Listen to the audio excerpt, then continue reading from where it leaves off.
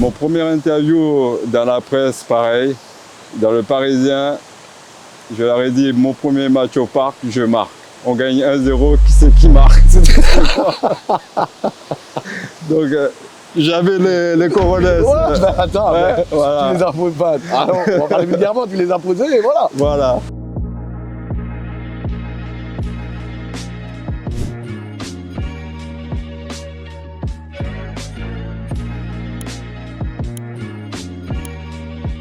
Bonjour à toutes et à tous, bienvenue pour ce nouvel épisode d'Addict au foot. Aujourd'hui, on est reçu par un grand monsieur du football. Il a été formé à Montpellier, il a été révélé au Paris Saint-Germain, il a évolué avec des joueurs comme Henry, Vieira, Shearer. J'ai l'honneur de vous présenter monsieur Laurent Robert. Bonjour. Comment tu vas? Ça va et toi? Ça va, t'es en forme? Parfait. Bon, tu nous reçois ici. On est chez toi ici à Montpellier du coup. Oui. Hein? C'est un plaisir. Tu nous accueilles ici dans cet endroit où... Allez, ça te fait penser un peu à tes... Mes racines? Ouais, tes racines? Voilà, ça ressemble un petit peu à La Réunion, donc les bruits de cascades, des rivières. Ouais. J'ai choisi cet endroit-là pour passer un très bon après-midi avec toi. Ah ben, je te remercie Laurent, c'est super sympa. Laurent, dans mon intro, je dis que tu es un joueur, ou en tout cas tu incarnes le football d'instinct et de plaisir. Ça t'évoque quoi ça pour toi? Et comme on dit toujours, il faut avoir sa propre façon de jouer au foot. Et c'est vrai que moi, personnellement, j'ai été amené à un moment donné de créer la surprise, soit sur mes centres, soit sur mes frappes de balle. Donc, On a vu des buts. il y en a eu des frappes de loin, Ouais. des frappes de près aussi, Ouais. mais jamais placées. À chaque fois, c'était des grosses frappes. Ouais. Mais c'était moi, quoi. Voilà, c'était mon football à moi. Et du coup, l'instinct, c'est quand, après un dribble, savoir à quelle position j'étais et quand j'étais bien placé. Et là, je me calmais, je cherchais le cadre. Et le plus souvent, c'était cadré. Laurent, je me rappelle, hein, tu as été formé à Montpellier. Ouais. Tu as joué à Montpellier. Ce club, il t'évoque quoi pour toi? C'est la ville qui m'a accueilli, Louis Nicolin. Ouais. J'avais 15 ans. Personnel, ouais. Et donc, voilà, j'ai passé de très grands moments. Le centre de formation, ça n'a pas été facile. Pour tout le monde, hein, les joueurs d'aujourd'hui, ceux qui vont arriver encore, ceux qui sont passés la même génération que moi, je peux te dire que c'était très dur. Il fallait s'accrocher, bien travailler à l'école, écouter les éducateurs. Et après, à un moment donné, d'avoir sa personnalité aussi. Et donc, je signe mon premier contrat pro avec Montpellier. Et après ça, ma carrière était lancée, quoi. Tu te rappelles de ton premier match? Un PSG, Montpellier. Allez, premier but. Premier but en pro. 10 dernières minutes, tu rentres. Tu es sur le banc au début. C'est à Paris? Non, c'est Martigues ou Istres, il me semble. Ah oui. Ça, c'est une histoire fou. C'est Martigues à Montpellier. Tu es sur le banc. Je suis sur le banc. 10 dernières minutes. Je regarde l'entraîneur, c'était Michel Mézy. Ouais. Il me regarde, je dis, coach, vous me faites rentrer, je marque. Il fait le changement, il me fait rentrer. Coup franc. Coup franc, je marque. But. Donc, très belle histoire, quoi. Oui, c'est pour ça que je voulais que tu en parles un peu, parce que c'est vrai que c'est une belle histoire. C'est une vérité, ouais. Ce jeu d'instinct que tu avais. Oui. Aujourd'hui, tu le vois un peu encore ou pas? Ça revient tout doucement. Ça revient doucement. Ça revient tout doucement. C'est vrai qu'on s'ennuyait. Moi, je m'ennuyais à regarder un match de foot ces dernières années. Ouais. Et là, on voit des équipes il y a des joueurs, des individualités qui sont pas mal du tout.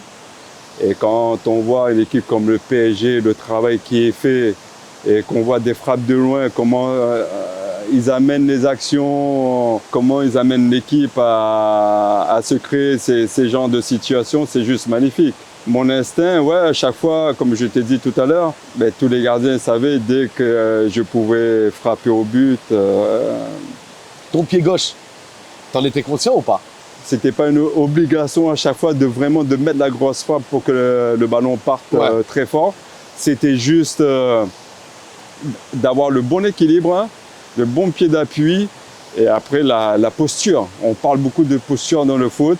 Voilà, les épaules vers l'avant, Si on est en arrière, elle va monter. Donc, Tu le dis à certains jeunes, toi, ça, des fois? ben Tu moi, l'expliques un peu sur le bord de terrain? j'ai coaché, j'ai formé les attaquants à Montpellier de 2015 à 2020. Ouais. C'est un travail que j'ai beaucoup fait avec eux. Et ça a porté ses fruits parce que les stades, vraiment, on les a doublés, quoi. Je suis obligé de te parler de ce fameux match. Et je pense, tu sais de quel match je vais te parler. OM Montpellier. OM Montpellier. Montpellier gagne 4-0 contre l'OM. Hein. Ouais, Tu l'as joué ce match-là. ouais, T'es sur le terrain. ouais. Qu'est-ce qui se passe? Ils sont quoi? Ils sont métamorphosés ou c'était pas la même équipe qui avait à la première mi-temps que la deuxième? Ah, aussi, si. Tu vois? Ben déjà, 4-0 à Marseille, au Vélodrome, c'était inespéré pour nous. Hein. On rentre dans les vestiaires 4-0, extraordinaire, tout le monde, on reste concentré. Une remise en question, les gars, ouais, on redémarre comme ça. Ouais, voilà, parce qu'il se passe On quoi a, ce on a jour-là, le là ballon de 5-0 qu'on ne met pas au fond. Est-ce que c'est le tournant? Psychologiquement, là? Ou Ben, même moi, pas, normalement, personnellement, non. j'étais jeune, j'étais gamin à cette époque-là. Je joue mon football, moi, Oui. je m'amuse. Et oui, avec le recul, bien sûr, ça a été le tournant. On ne met pas ce but-là. Pascal Fugier, qui a l'occasion, qui marque pas. Et derrière, c'était l'hécatombe. Aujourd'hui, tu t'en souviens encore ou pas? Ah, bien sûr, ben, on m'en parle tous les ans. Tous les ans, tous les Moi, je suis Marseillais obligé que de t'en je parler, les moi. vois, tous les Marseillais que quand je les vois, on me parle de ce fameux match. Mais c'est juste magnifique. Mais parce que c'est un des Pas plus beaux magnifique matchs pour nous, pour les spectateurs. bien sûr, pour les spectateurs. Incroyable. Mais le stade s'est vidé quand même à la mi-temps. Hein. Quand ils ont entendu marquer, ça revenait petit à petit. C'était juste incroyable. Mais nous, sur le terrain, moi, j'ai rien compris. Il se passe quoi dans vos têtes? Vous regardez, vous arrivez à vous parler entre joueurs? Ah, moi, j'ai cassé la porte du vestiaire. Parce que c'est pas possible. Ah, Je te dis, c'est pas possible. Non, j'avais rien compris. Et personne n'a rien compris. On était là, en plus on avait quand même une belle équipe, des joueurs d'expérience. Oui. Dans les buts, paix à son âme aussi, Bruno Martini, Franck Sauzé, Franck Sylvestre, Gravelaine, Bakayoko devant, Manu Dos Santos, Pascal Fugier, Serezzoum. Une vraie équipe. On avait une équipe de dingue. On a fait le taf en première mi-temps et en deuxième mi-temps, Marseille, ils ont été plus efficaces. Voilà quoi.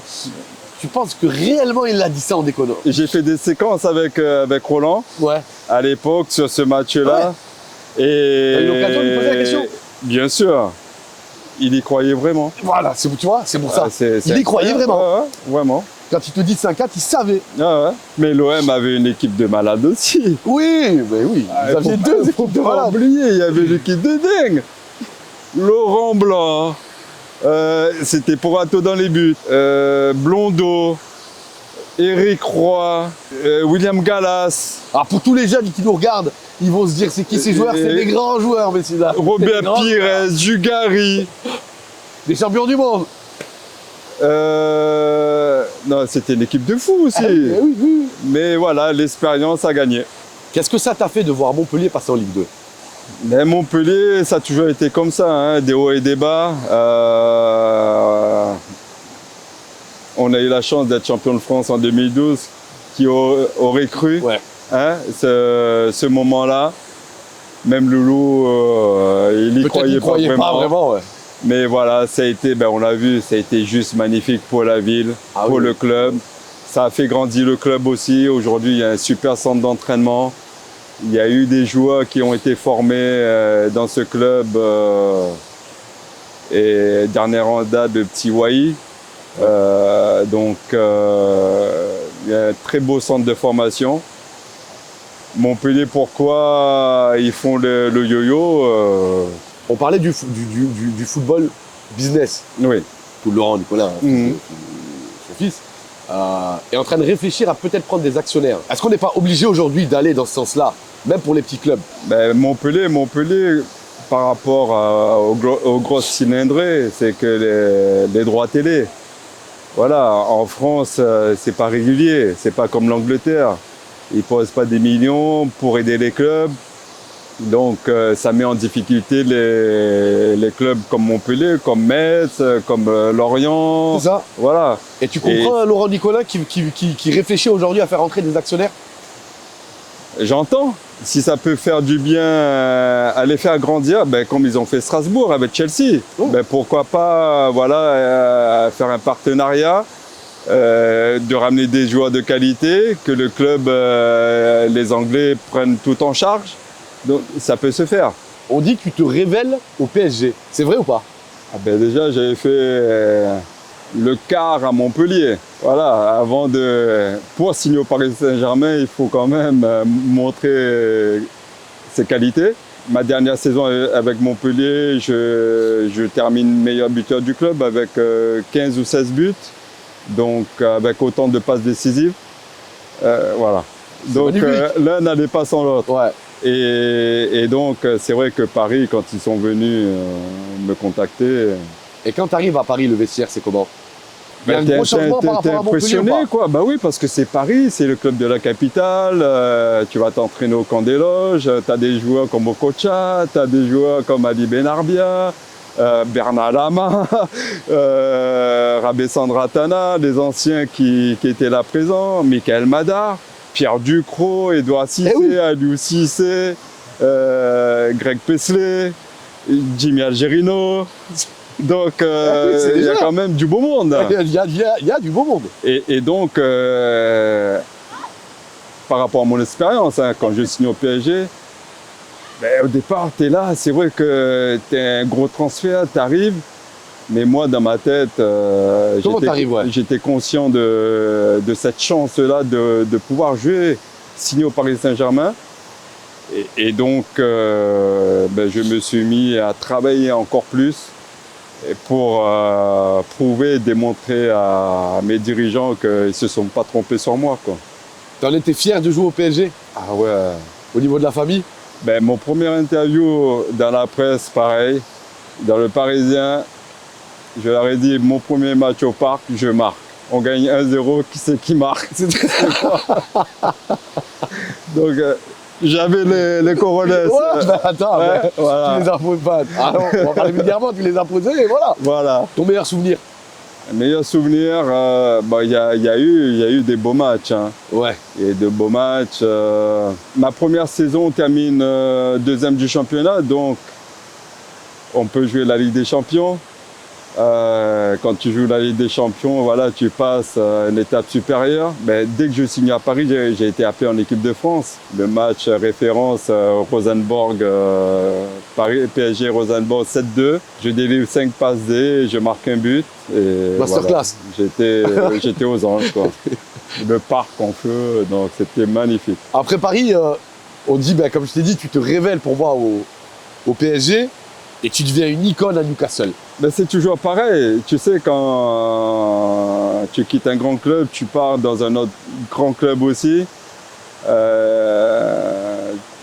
Tu veux encore donner le meilleur de toi-même, encore apprendre. Et là, ça a été une expérience différente par rapport à ce que j'avais vécu en France. Et là, j'ai un entraîneur qui n'est plus là aujourd'hui, c'était Sir Bobby Robson. Ben, ça a été mon deuxième papa, quoi. Lui, il avait déjà tout compris. Ben, j'allais te demander, qu'est-ce qui a changé ou qu'est-ce qu'il y avait en plus en Angleterre que la France? Ben, c'est un coach comme ça, par exemple? Lui, il m'a permis vraiment de me libérer parce qu'il me disait fais-toi plaisir, quoi. Tu as ton rôle quand on n'a pas le ballon à faire, de replacement ou quoi que ce soit. Une fois qu'on a récupéré le ballon, tu es libre. Amuse-toi. Et donc, je me suis amusé à donner beaucoup de buts à Alan Shearer et aussi à me faire plaisir sur des frappes de loin et les coups francs, quoi. Ah ben crois-moi que j'en ai vu des buts à Newcastle et des très très jolis buts. Bah, ouais. Alan Shearer joue avec un monument comme ça. Hein. Ça fait quoi? Un vrai monument, ouais, c'est sûr et certain. Ouais, je confirme. Mais ce qui était impressionnant, c'était un mec, je l'ai revu il n'y a pas si longtemps. Il n'avait pas besoin de s'entraîner pour être aussi performant les week-ends. Ah ouais? Les Anglais, c'est ça. Tout est dans la tête. C'est un état d'esprit. Et ben, quand tu montes sur le terrain, ben, tu reconnais plus les mecs, quoi. Et ils se donnent à fond pour leur public. Déjà, l'adversaire, ils veulent leur marcher dessus, les écraser. Et ben, c'est ça. Mais encore aujourd'hui, quand on voit un match à la Première Ligue, tu te dis, mais quelle énergie ils ont. C'est juste impressionnant. Ce qui manque un peu en France ou pas? Peut-être ou alors oui, ça manque. Dans certains endroits ou dans certaines équipes. Ce qui arrive pour le PSG, ce qu'ils ont démontré, il y a des équipes comme Strasbourg, Lyon qui revient en force, Monaco, Lens, Lille. Il n'y a plus 2-3 équipes françaises. Maintenant, nous sommes 5-6 ça qui va se mieux. la donnent bien et qui produisent un bon football. Et je pense que c'est grâce au Paris Saint-Germain. J'allais te dire, est-ce que c'est pas parce qu'il y a la locomotive du PSG devant? Ah ben, t'es obligé de copier. Hein, c'est pas honteux de se dire ben, comment ils travaillent, qu'est-ce qu'ils font pour réussir. Et vraiment, quand je regarde le championnat de France aujourd'hui, je prends du plaisir. J'ai joué contre Thierry quand, à l'époque, il y avait tous les Français à Arsenal. Eh oui. À un moment donné aussi, à Chelsea, il y avait Marcel, il y avait Claude Makelele, il y avait Franck Leboeuf. Ben, quand tu joues contre des mecs comme ça ou quand tu joues avec eux, ben, tu as envie de montrer, même si on est copains, un match de foot, on se fera la bise après, mais pendant 90 minutes... C'est plus mon copain. On se connaît pas. Hein. Et ils le savent. Hein. Si tu entends les interviews des copains, c'est la même chose. Donc, on voulait, eux, défenseurs, ils voulaient me massacrer. Et moi, attaquant, je voulais passer et faire gagner mon équipe. Laurent, tu as connu la Première Ligue. Quel est le joueur qui t'a impressionné là-bas? Ah, il y en a eu. Il y a eu celui où à chaque fois tu as joué contre lui. Il y a eu des joueurs de caractère, des joueurs techniquement comme Titi. Il était juste phénoménal. C'était une période où il cartonnait tout. Il y avait d'autres joueurs, bon, je m'en souviens plus les noms, hein, des grands joueurs italiens qui étaient sur Chelsea. Mais déjà, tu nous as dit notre Thierry Henry national. Manchester, il y avait Cristiano Ronaldo. Wayne Rooney, c'était énorme, quoi. Le joueur le plus sous-coté avec qui tu as joué? Il y en a eu beaucoup, mais un avec qui j'ai évolué, qui a fait vraiment une très grande carrière en Angleterre, c'est Sylvain Distin. Ça a été le capitaine de City pendant plusieurs années. Ouais. Avec moi à Newcastle, pareil, un garçon phénoménal. Et pas une seule fois il a été sélectionné en équipe de France, donc... c'est triste. Je pense que voilà, il a été un peu sous-coté, quoi. Tu as répondu parfaitement à la question, Laurent. Ta génération, à toi, à l'époque, par rapport au football, et par rapport à celle d'aujourd'hui, si tu as une analyse à faire... La génération d'aujourd'hui, ils sont pas disciplinés, quoi. Voilà. Dans quel sens? Ben, dans l'écoute. Ouais. Dans l'écoute, ben, nous, les anciens, on va dire, les anciens aujourd'hui, quand on échange avec cette nouvelle génération, ben ça les intéresse pas vraiment aux plus jeunes. Donc il faut vraiment répéter les choses et leur montrer qui on est vraiment, qui on a été, pour leur faire comprendre que voilà, on a eu quand même une carrière, on a été international, on a fait de la Champions League, de l'Europa League, tout ce que tu veux. Déjà, tu as été sélectionné en équipe de France. Et du coup, quand on commence à parler comme ça, là, il commence à s'y intéresser. Mais c'est vrai qu'un jeune aujourd'hui, moi qui ai formé les attaquants à Montpellier à une époque, s'ils ne connaissent pas la personne, ils ne sont pas du tout à l'écoute, quoi, malheureusement. Aujourd'hui, un conseil d'ancien que tu donnerais à un jeune? Il ne faut surtout pas rêver. Il faut vivre sa vie. Ça veut dire être à l'écoute, respectueux et travailler dur. Voilà. Il faut qu'ils aient confiance en eux. Et il n'y a que le travail avec le travail, tu seras récompensé. Et votre génération, à vous, elle était plus forte ou elle était différente par rapport à celle d'aujourd'hui? Ben, le football a évolué. Dans quel sens? Dans tous les sens. Dans tous les sens. On ne peut pas se cacher à dire non, on a été meilleur, tata. Certes, il y a eu une époque, une génération extraordinaire. Dans les grands championnats, il y avait toujours des joueurs talentueux, individuellement parlant. Ils pouvaient créer la surprise. C'est vrai qu'aujourd'hui, il en manque de ces joueurs-là. Mais sinon, le football est nettement au-dessus aujourd'hui. Et est-ce que le football d'aujourd'hui, il est moins libre que le football que toi, tu as connu? Tu vois, par exemple, tout à l'heure, tu me disais, ton entraîneur te disait, bah, sur le terrain, tu as le ballon, fais ce que tu veux. Je pense qu'il y a encore des entraîneurs qui disent ça à certains joueurs. Ben, Paris, hein. Paris, le PSG, quand tu vois comment ils jouent, Hakimi peut se trouver ailier gauche à un moment donné. Est-ce que c'est pas le nouveau rôle aujourd'hui les mecs, là, quand ils sont lancés, il y a quelqu'un qui couvre, qui prend leur place. Donc voilà, moi je trouve ça un football libre. Zaïre Emery, tu le mets milieu de terrain, il peut être numéro 9 à un moment donné, se retrouver défenseur central. Donc voilà. Comme il a dit Luis Enrique, hein, moi j'ai 22 joueurs où ils peuvent jouer à tous les postes. Donc magnifique. Voilà. Laurent, aujourd'hui, le football, on en a parlé, hein, de ce football moderne, puis il y a des choses en plus qui sont rajoutées que, effectivement, toi, à ton époque, il n'y avait pas de VAR. D'accord. On a reçu récemment Djibril Sidibé qui nous disait que la VAR, pour lui, qui est toujours en activité d'ailleurs, c'est un casseur d'émotions, c'est un casseur de rythme. Qu'est-ce que tu en penses? C'est un vrai problème. C'est une vraie problématique pour moi parce que je trouve ça faussé. Toi, c'est la position du footballeur qui parle ou c'est le spectateur comme nous? Oh, les deux. Hein? Ouais, le footballeur, oui.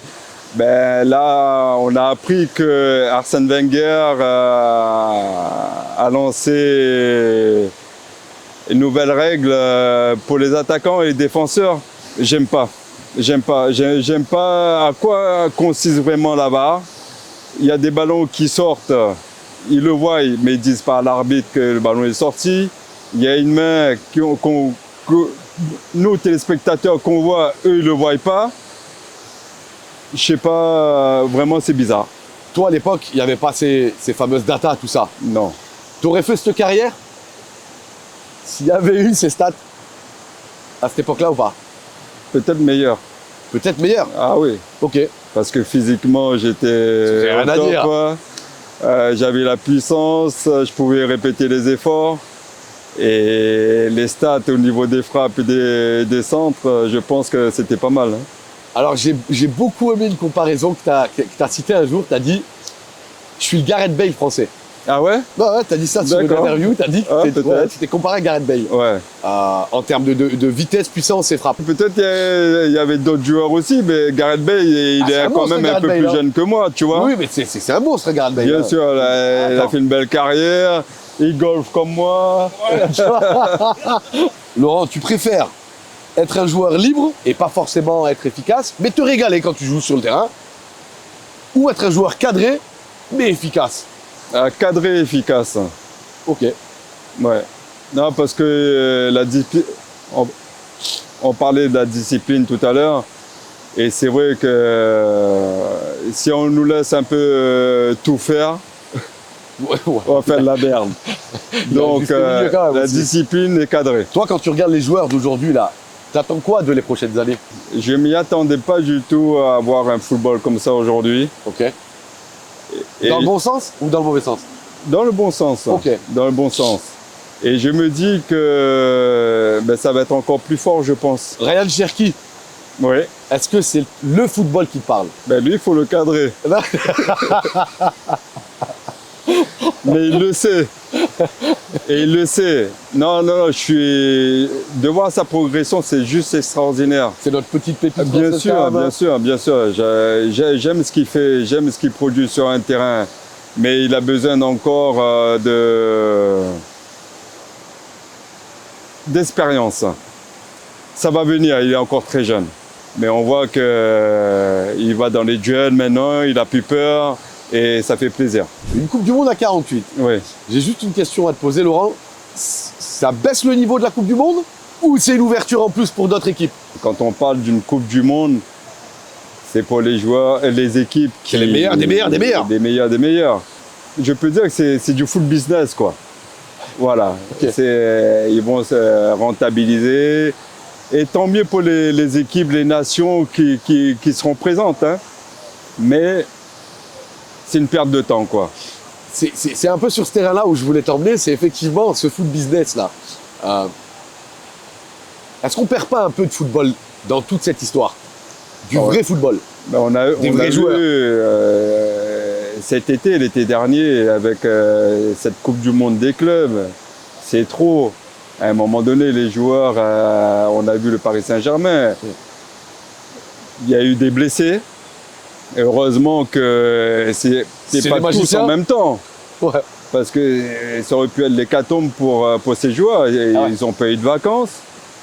Ce ne sont pas des machines. Nous ne sommes pas des machines. Et là, le mondial qui arrive cet été, ils n'ont jamais de vacances, ces mecs. C'est horrible. On parle de mondial, ce qui me fait une petite transition sur l'équipe de France. T'as 9 sélections, un but. Oui. Ce but-là, est-ce que c'est ton plus beau but ou pas? Ah ben, c'est le dernier but du siècle de l'équipe de France.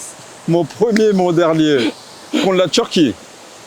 Donc, non, j'en garde un très beau souvenir. Oui, quand tu marques un but en équipe de France, c'est extraordinaire. Et aussi en 2001, avant le mondial en Corée et Japon, qu'on gagne la Coupe des Confédérations et l'équipe Ouais. de France, c'est Beau souvenir. un très beau trophée aussi, quoi. Ben oui.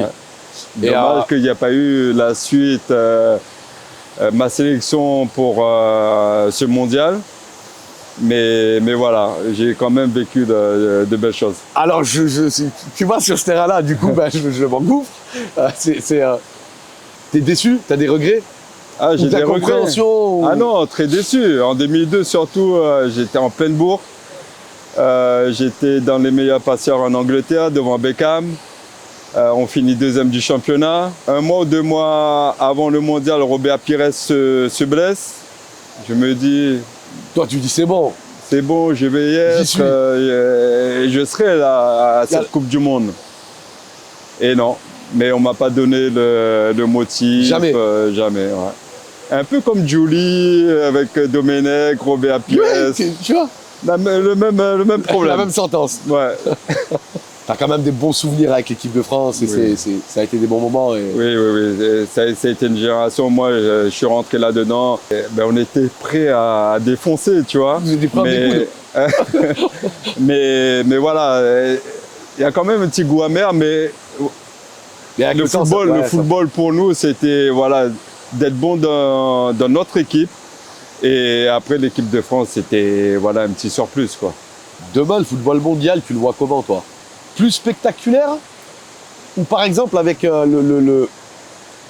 la prochaine peut-être loi que Arsène Wenger va peut-être mettre en place, plus contrôlé? Tu le vois comment, toi, le foot?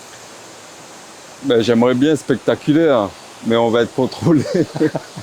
Mais, nous sommes contrôlés. C'est plus possible aujourd'hui de prendre du plaisir. Un joueur, Cherki, il a commencé à jongler, il s'est fait massacrer sur le terrain. Donc voilà, des joueurs talentueux comme Neymar avait, bon, il est toujours en activité.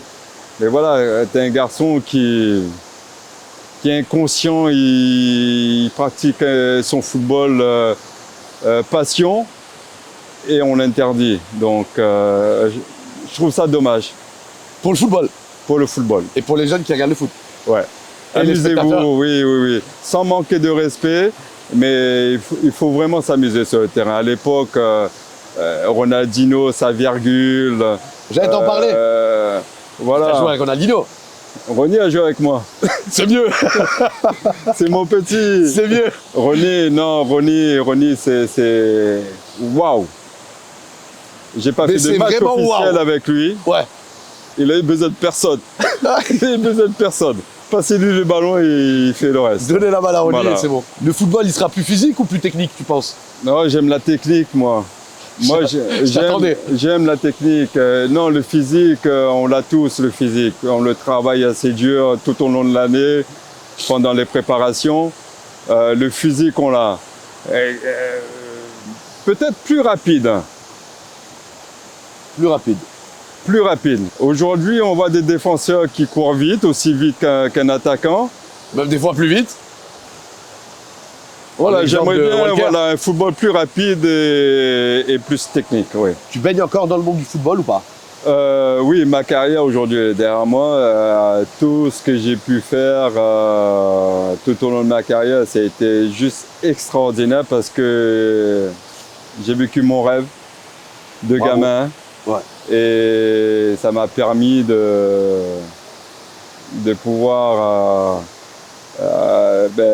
d'avoir une famille, de pouvoir aider les gens qui m'entouraient, qui étaient dans le besoin. Et aujourd'hui, voilà, depuis 2010 où j'ai arrêté ma carrière, ça fait 15 ans, 16 ans, que je suis très heureux. Ouais. Parce Ça se voit, t'es rayonnant. parce que le foot, à un moment donné, mon corps il m'a dit stop. Je l'ai très bien accepté. Derrière tout ça, je voulais continuer dans le foot. J'ai passé mes diplômes d'entraîneur. Ok.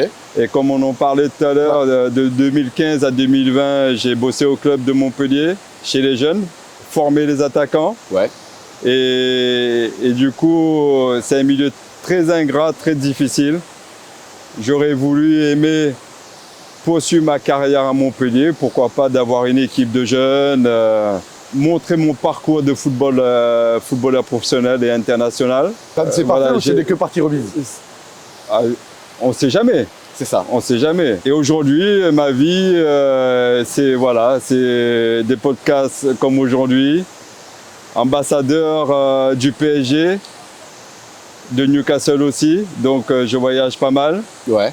Ma passion d'aujourd'hui, c'est le golf, le paddle. Voilà, une vie aujourd'hui très sympathique. Laurent, je te remercie pour ta sincérité. Merci à toi, Laurent. Et à bientôt. Prends soin de toi, merci. Merci.